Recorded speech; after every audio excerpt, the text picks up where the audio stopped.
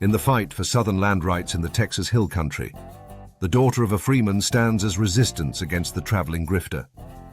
Welcome back to A Legacy. This is Season 2 of the Agrihood Saga. 1851. The Bluffs on the Colorado River. Here on the outskirts of Waterloo, Texas lies a landmark known as the Bluffs 880, a stretch of 2,000 acres of fertile hill country. Seth Caldwell, a wealthy, ambitious land developer. Charming but manipulative, always calculating his next move. And Dean Brown, a shrewd businessman with a keen understanding of law and politics, have traveled westward. Originally from Atlanta, Dean hides his greed under a veneer of sophistication. Nancy Madras, daughter of Gray Madras, a freeman who owned the Bluffs 880 before his passing. Nance is a strong, independent woman who fiercely protects her father's legacy. Town officials, lawyers, and ranch workers all stand in the way of westward land development and riches. In the heart of the bustling town, two Georgia grifters occupy a well-decorated office filled with maps and contracts. Seth and Dean sit around a large mahogany desk, surveying a detailed map of Texas, focusing on the 2,000-acre plot. Seth leans back in his chair, tapping his finger on the map. There it is, Dean. The Bluffs 880. Prime land along the Colorado River. All that rich soil. You could graze cattle, plant cotton, build a damn empire out there.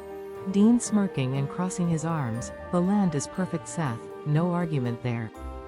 But you know it's not about the soil, or the river, or even the location. It's about who owns it. Seth, nodding slowly. Nancy Madras. Her father Gray was one of the few freemen smart enough to stake a claim after Texas broke free from Mexico. Gray Domingo Madras fought the system to hold on to it. But he's dead now, and she's just one woman.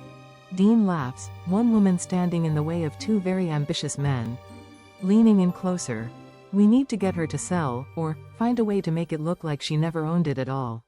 Seth grins, a sinister gleam in his eye. Exactly. We don't need her cooperation. We need her gone. And I've got just the plan to do it. There's talk that her father's claim papers were, let's say, unconventional. A little paperwork sleight of hand and we'll have the Bluffs 880 in our pocket. Dean reacts interested. Unconventional? You're saying Gray Madras doesn't have a legitimate deed?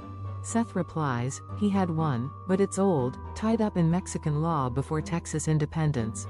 Sliding a fake document across the table, Seth chuckles, all we have to do is file a new deed. This one shows that the Bluffs 880 belong to me, signed, sealed, and soon enough, delivered.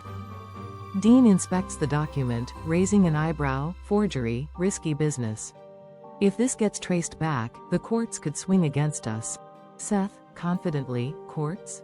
Ha, you think any court in Texas will side with a freedman's daughter over two respectable white businessmen like us, especially when we've got friends in high places?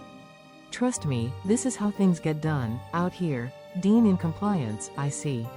The legal system is just another tool. Smiling slowly, and if Nancy Madras tries to fight it? Seth shrugs, if she fights, she'll lose.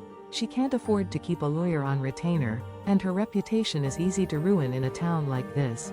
We'll make her look like she's delusional, holding onto land that doesn't rightfully belong to her. Once the papers are in, we'll pressure her to leave or face a public scandal. Either way, the land becomes ours. Dean responds, it's a bold plan, Seth. Dangerous, but bold. And lucrative. The Bluffs 880 will be worth triple, once we start selling it off, piece by piece to the railroad men and cattle barons. Seth exclaims, that's the idea.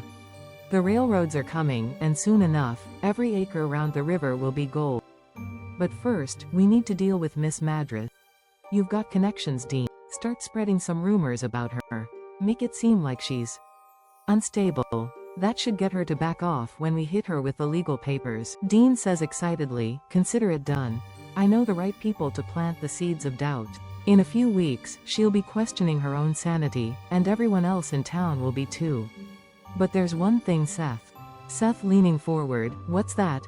Dean, we can forge the papers, we can ruin her reputation, but what if she doesn't scare easy?